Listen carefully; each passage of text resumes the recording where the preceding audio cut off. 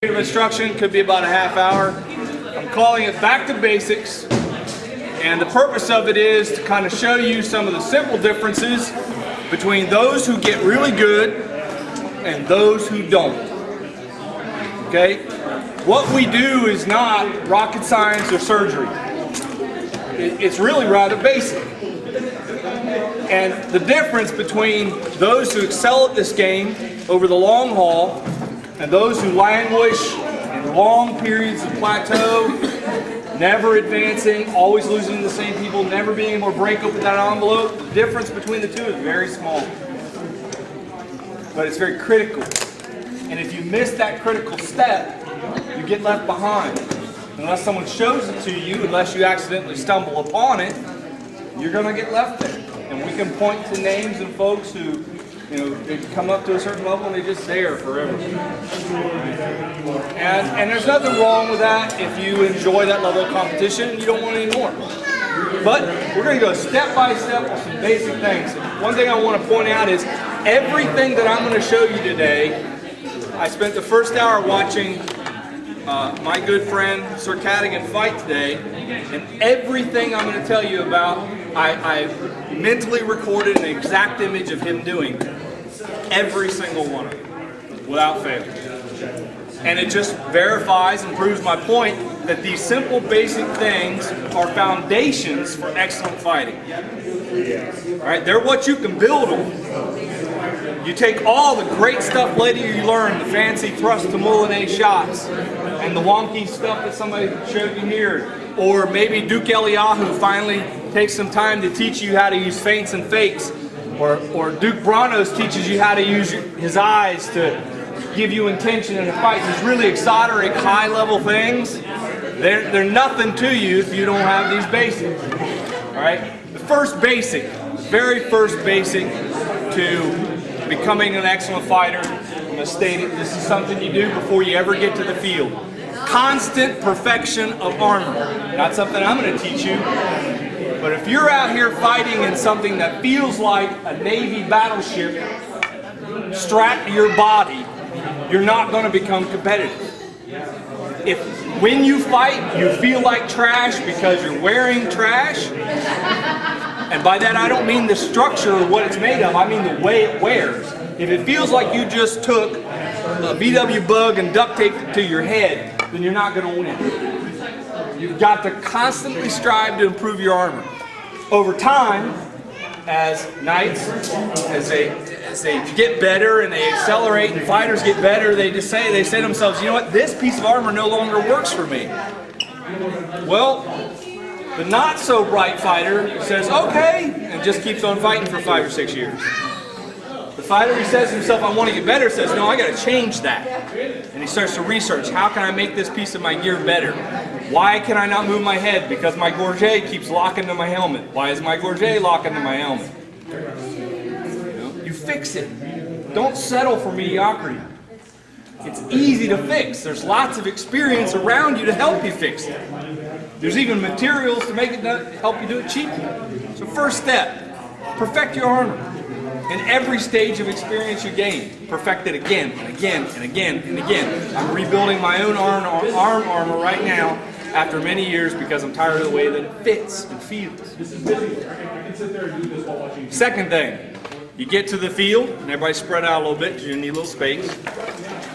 You get to the field, and Sir Cadogan, how many times have we seen a combatant who gets his stuff on and he wanders out and he walks up to the first person, hey, how you doing? Let's have some passes. Right? Name one athlete that you can think of who is superior at his sport by just kind of walking out there going, here I am to do it. Tonight I witnessed Sir Cadogan as he took the field, and I keep using his experience because he visibly expressed everything I had to teach. When he took the field, it took a few minutes, took his sword, started going through sword throwing motions by himself. Didn't have to call anyone's attention to it. Moved his shield around. Shield throwing motions. I'm not talking about doing jumping jacks or making yourself feel like a fool. But as you get older and fighting, you're not going to be able to just ignore stuff and walk out on the field. Hell, you can't walk upstairs without hurting yourself. So when you take the field, you should take just a few minutes for yourself to. Duke Branos used to teach a pizza stretch before you fight every time. So let's just do it. All right. Now I'm not talking about doing exercises again. You can keep the shield in. You can keep it. Just take your sword and just kind of slowly go through some motions, all on your own. Start to feel the way your body is going to be moving when you fight. Sometimes you guys will see me out on the field. I'll actually do this walking technique where I'm throwing shots and moving by myself. Right?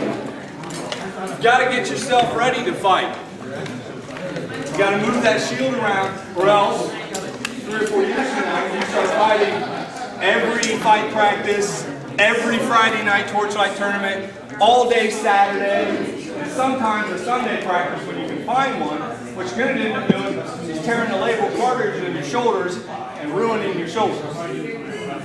Right? So you've got to treat this like a sport, a little bit. It's not push-ups and all that dumb shit, but just give yourself a little warm-up. Okay?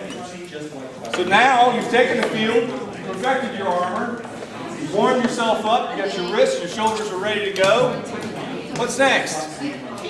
Well, most of us got this big pot of fighter stew we set out. We just start labeling out. I don't know what's going to work. Okay? So let's do something. Step 1, sword blocks. Again, these are basics. Basics. If you don't know this and you've been fighting for 5 years, you bypass some of it. Okay? So, before I start fighting somebody, I'll go 1, 2, 3, 4, 5. And I do it over and over again. And I do it at home when I'm working in the garage. And sometimes when I'm cooking over a pot of chili, I pick up the ladle and I go 1, 2, 3, 4, 5. Right? And here's why. So pick up your sword. Ready? 1, 2, 3. In the front. Okay? 3, 4. Right down your back. 5. 1. Right? You're going to do the same motion. 1. Cross lock. 1. Okay. 2. Drop the shoulder. 3. Forward down the spine. 4. 5. Cross again. Okay. 1, 2, 3, 4, 5. It should become instinct to you, so that as you begin to fight, pop! There's that block. Now I don't have to jerk the shield all over the place. Wrap. 3, 4, 5. Okay, so let's do it all again. 1, 2, 3, 4, 5. 1, 2, 3, 4, 5. Now, get a partner. Stand in front of that partner. And the partner is going to, nice and easy, throw those shots at you so that you match. Come over with me. Get a sword. Get a sword. Get a stick. Get a broom. Get a Powerade bottle. I don't care. We're going to go through it together. Counting. All right, now establish who's going to be the blocker. Remember 1? All right, 1. Slow down. Pay attention. Let's go through it by the numbers together first. Run it back. Follow me. 1, 2, 3, 4, 5. All right? Now on your own, I want you, the blocker, to do it at least 3 times. Switch. Have the person who was throwing shots and do it. Go slow and pay attention to that feeling. 1, 2, 3, 4, 5. This is actually stopping a thumbers. So go back to one, which is the cross block. You ready?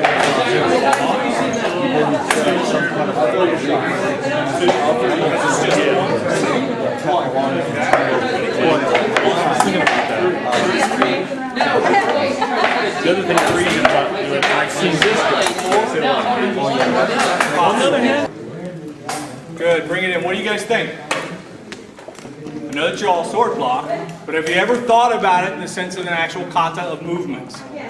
Right? I mean, you see how simply naturalistic this is for me, and it's because for 5 years now I've been teaching myself.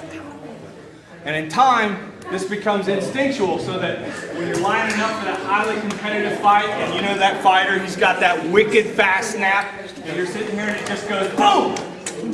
Right? It just boom! It crosses over right there. You might want to mention that the body eventually has to come with it. Sometimes the hand won't get far enough over. Even you. Right.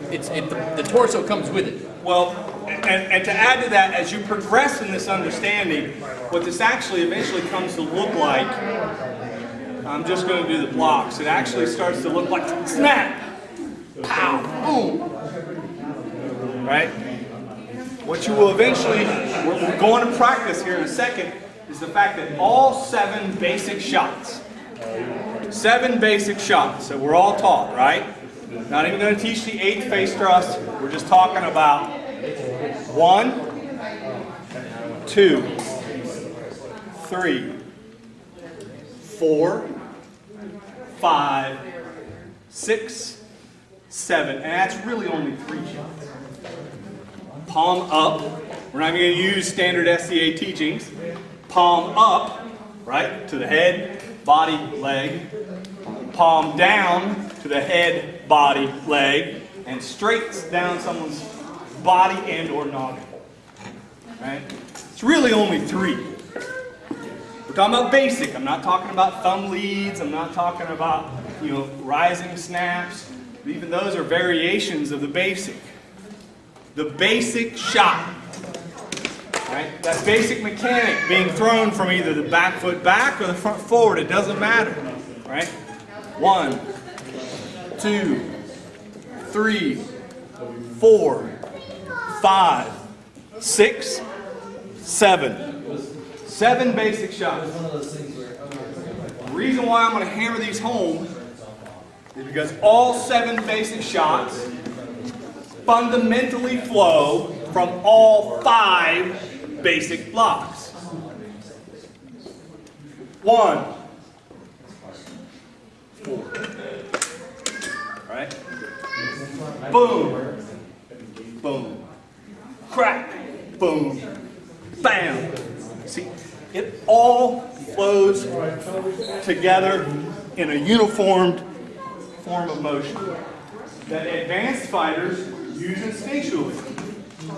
Because over time we've done this 10,000 times.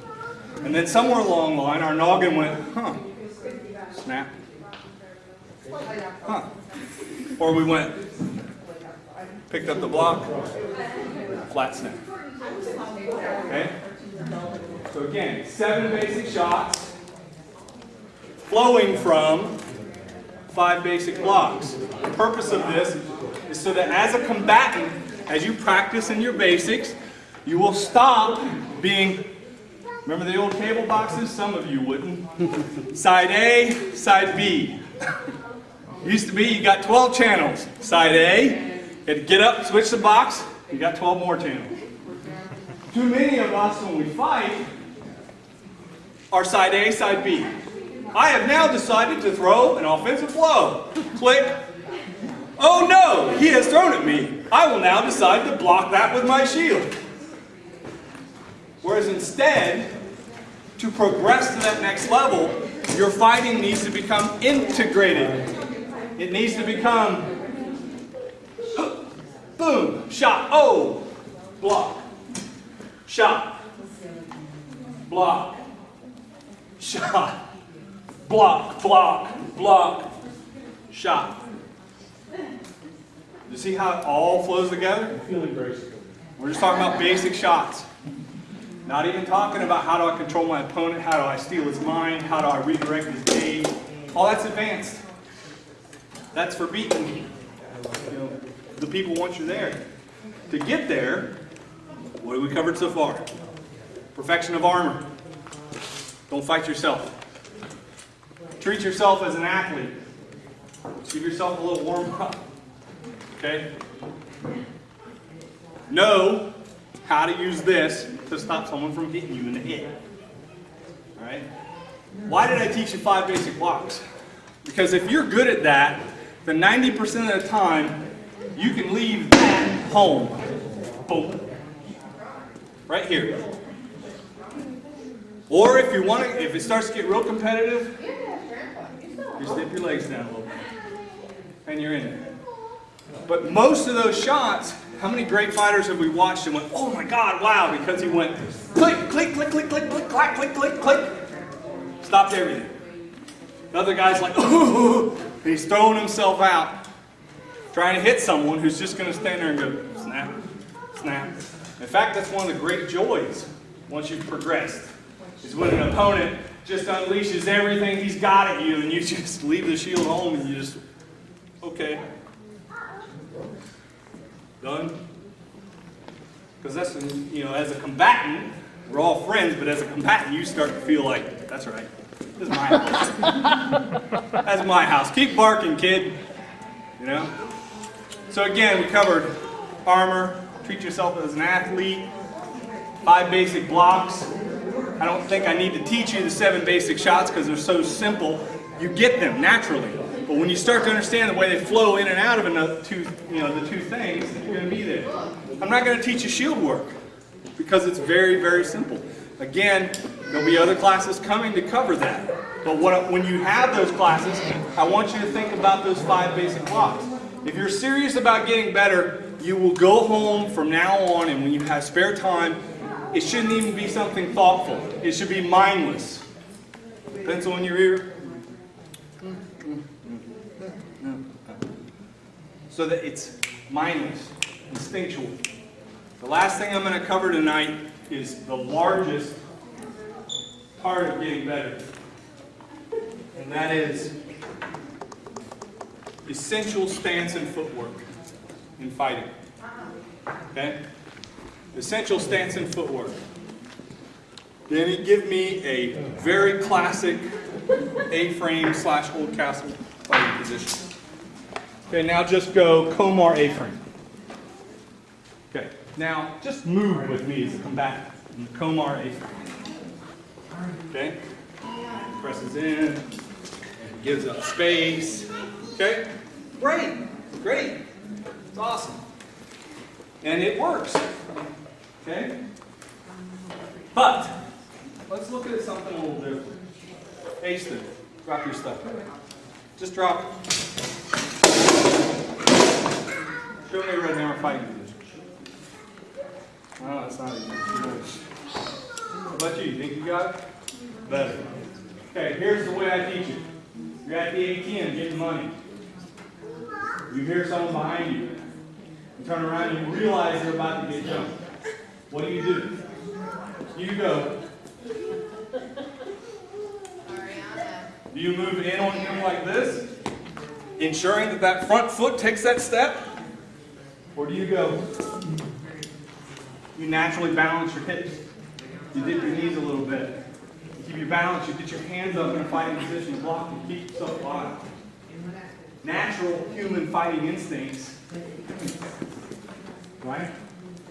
So when you fight, I'm not saying there's anything wrong with adopting a style of fighting. Just remember that when you adopt a style of fighting, you adopt its weaknesses. You adopt a conformity. You adopt only a set allowed responses. Whereas, if you are more instinctual in your fighting position, and what I say, watch the greats. Don't always listen to what they say. Watch what they do. Because you're going to hear greats say, do this. But when you watch them, that's not what they do. When you watch them, they fly through the air with the greatest of ease. Their feet land, spread, toes often in, knees bent, Right? Natural fighting position. With those two things in your hands, forget SCA, and think about the fact that I'm going to run up and I'm going to grab. Nice. Right? It doesn't always have to be strong forward, but it should be able to. And why is it? Because now, when I'm fighting, now I've got foot movement.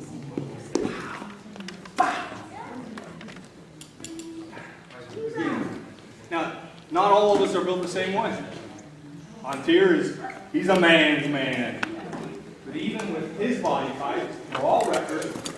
Don't have to bend down to knees, but watch. Same thing. Think about, I'm going to spread my feet just a little bit. I'm going to get some hands up in front. Right? So let's do it. Now we're moving. But look at this. What's this look like? Looks like street fighting, doesn't it? Right? He's not going, laying back, hips out to rest his back, shoulders laid back. He's street fighting now. Okay?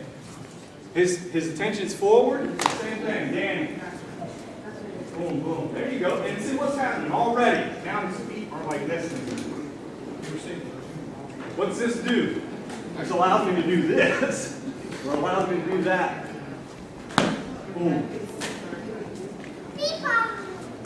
Right? So before you go back to fighting, what I want you to do, pair up again. And I want you to just get in front of that opponent. And I want you to do two things. I want you to go into, even if you've never been taught it, I want you to go into the most classical style of sword and shield fighting you can imagine, right? Be your best, Sir Lancelot. And I want you to try to move like that. Feel how unnatural it feels to you. And at some point in that process, you don't have to take up any more than 3 or 4 feet. Leif and I are doing this. At some point in that process, I just want you to just relax, let it go. Go natural. Right? I go back to a boxing base.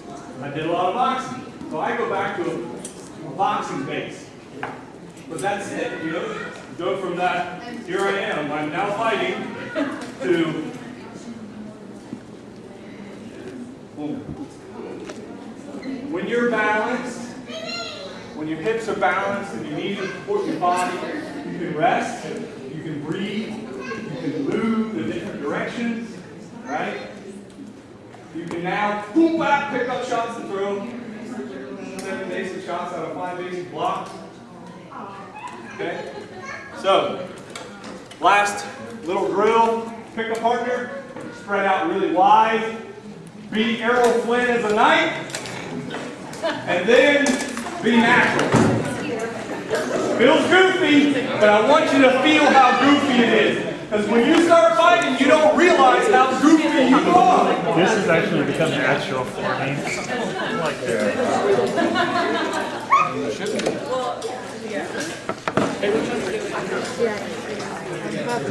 And then at a certain point, remember to relax, shake it out, and become natural.